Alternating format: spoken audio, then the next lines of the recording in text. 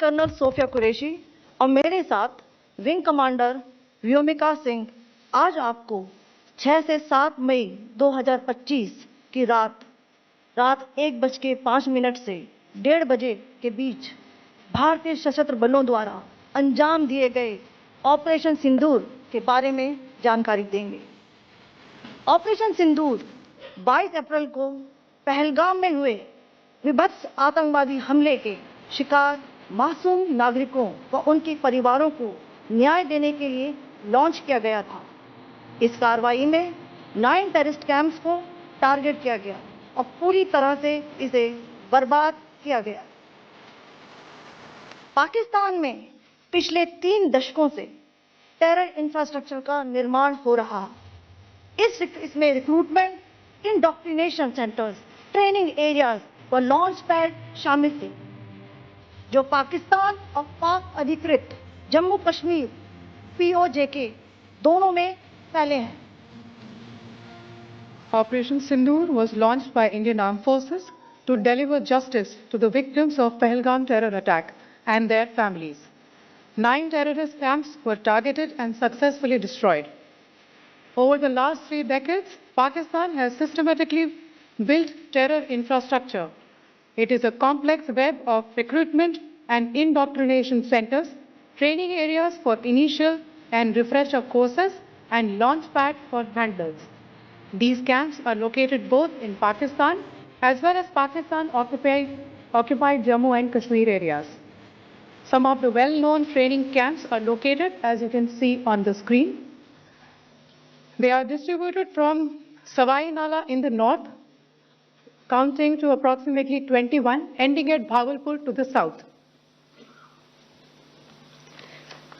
इन लक्ष्यों का चयन विश्वसनीय इंटेलिजेंस सूचनाओं के आधार पर हुआ ताकि आतंक गतिविधियों की रीढ़ तोड़ी जा सके, और यह खास ध्यान दिया गया कि निर्दोष नागरिकों और सिविलियन इंस्टॉलेशन को नुकसान न पहुंचे।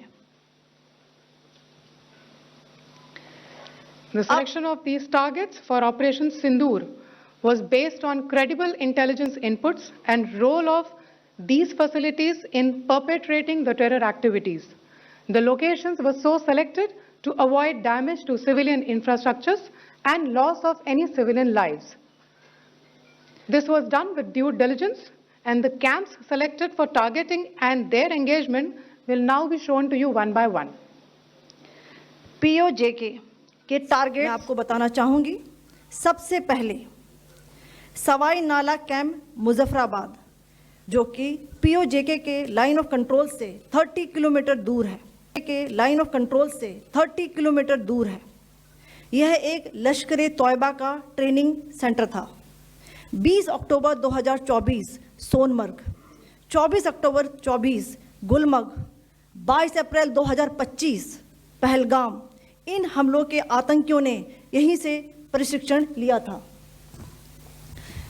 सैयदना बिलाल कैंप मुजफ्फराबाद, यह एक जैश ए मोहम्मद का स्टेजिंग एरिया है।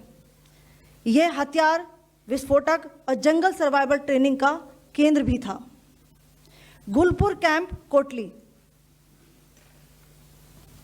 यह LOC से 30 किलोमीटर दूर था।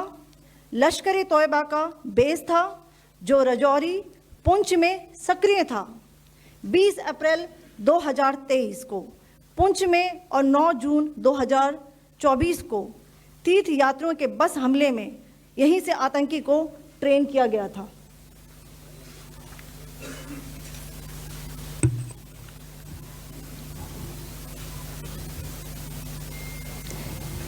बरनाला कैंप बिम्बर, यह LOC से 9 किलोमीटर दूर है। यहाँ पर हथियार, हैंडलिंग, IED व जंगल सर्वाइवल का प्रशिक्षण केंद्र था। अब्बास कैंप कोटली,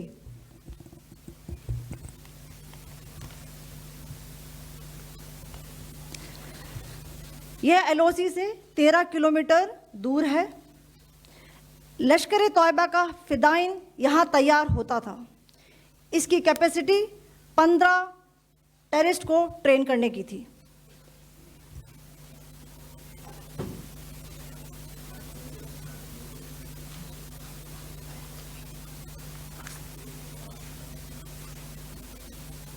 अब मैं पाकिस्तान के अंदर के टारगेट से अवगत कराना चाहूंगी। पहला, सर्जिकल कैंप सियालकोट। यह अंतर्राष्ट्रीय सीमा से 6 किलोमीटर की दूरी पर है, सांबा कठुआ के सामने।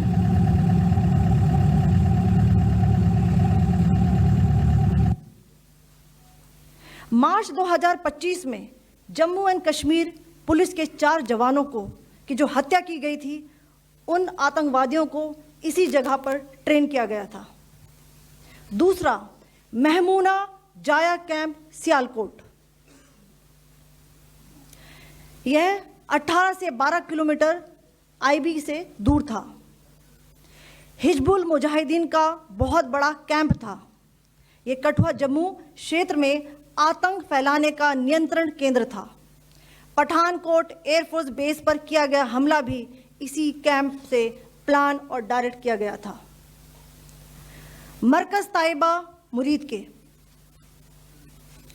यह आईबी से 18 से 25 किलोमीटर दूरी पर है। 2008 के मुंबई हमले के आतंकी भी यहीं से प्रशिक्षित हुए थे। अजमल कसब व डेविड हेडली भी यहां ट्रेन हुए थे।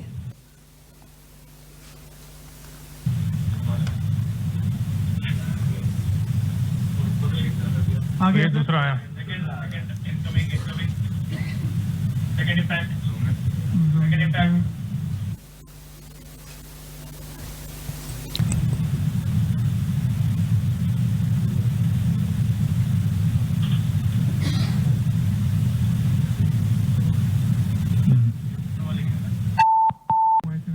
टारगेट 10 एंक्लोजर सेम ही है। 7 it is hit the target. हाँ हाँ।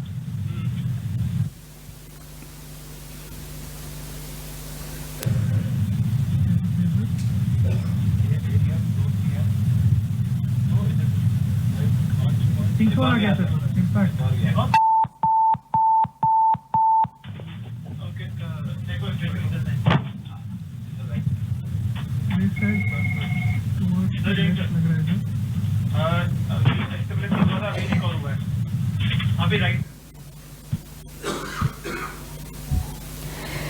मरकज सुभान अल्लाह भावल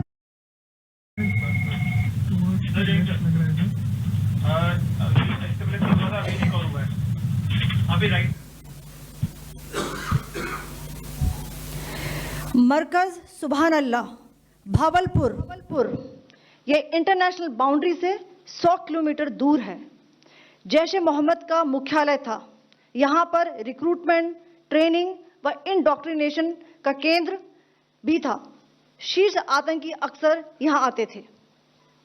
मैं आप सबको बताना चाहती हूँ कि किसी भी सैन्य ठिकाने का निशाना नहीं बनाया गया और अभी तक किसी तरह की नागरिक क्षति की रिपोर्ट नहीं है। धन्यवाद। जय Hind. The strike on the terror camps were undertaken through precision capability, as shown to you. A niche technology weapons with careful selection of warheads was ensured so that there will be no collateral damage. The point of impact in each of the target was a specific building or a group of buildings. All the targets were neutralized with clinical efficiency, and the results reiterate the professionalism of the Indian Armed Forces in the planning and execution of their operations. No military establishments were targeted. India has demonstrated considerable restraint in its response. However, it must be said that the Indian Armed Forces are fully prepared to respond to Pakistani misadventures, if any, that will escalate this situation. Jai Hind, and thank you very much.